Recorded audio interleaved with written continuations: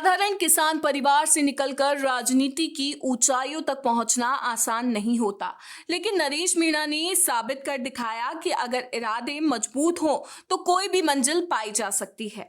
उनकी राजनीति की शुरुआत जनता के बीच से हुई। गांव-गांव घूमना, लोगों की समस्याओं को सुनना और हर मंच पर निडर होकर आवाज उठाना ही उनका असली परिचय बन गया। युवाओं में उनका जलवा साफ दिखाई देता है, क्योंकि वह मंच से वही बोलते हैं जो आम जनता के दिल की आवाज होती थी। सत्ता के सामने न झुकने और सच्चाई पर डटे रहने की वजह से वह जल्द ही सुर्खियों में आ गए। राजनीति के शुरुआती दिनों से ही नरेश मीणा अपने तीखे तेवर और बेबाक अंदाज के लिए जाने जाते हैं। उनका हर भाषण ललकार जैसा लगता था, मानो वे जनता को याद दिला रहे हों कि अब अन्याय सहना नहीं है, लड़ना है। यही अंदाज उन्हें भीड़ का हीरो बनाता गया। विरोधियों को खटकने लगा और प्रशासन से टकराव भी शुरू हो गया। राजनीति में जोश और जज्बा कभी कभी विवादों का रूप ले लेता है।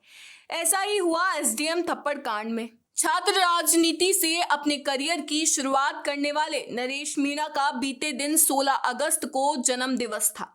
इस दौरान देश भर में जन्माष्टमी का पर्व भी मनाया जा रहा था और सियासत में नरेश के जन्मदिन की भी चर्चा थी। इस खास मौके पर भी युवाओं का हीरो नरेश जेल की सलाखों के पीछे था और है। यही कारण रहा कि समर्थकों ने सोशल मीडिया के अलग अलग प्लेटफॉर्म्स पर नरेश को खूब याद किया और जन्मदिन की बधाई देते हुए जल्द ही उनकी रिहाई की उम्मीद का भरोसा जताया।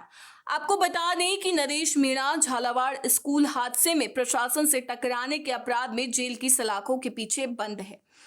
खुद को छोटा किरोड़ी बताने वाले नरेश मीणा आज के दौर में मीणा राजनीति का बड़ा चेहरा बनकर उभर रहे हैं।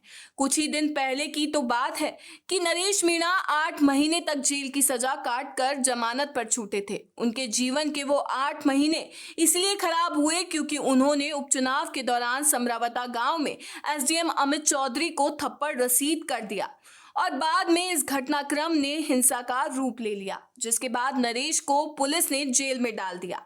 लेकिन जेल जाने के बाद भी उनके समर्थकों का जोश कम नहीं हुआ। जेल के बाहर नारे गूंजे, जेल के ताले टूटेंगे, नरेश मीणा छूटेंगे।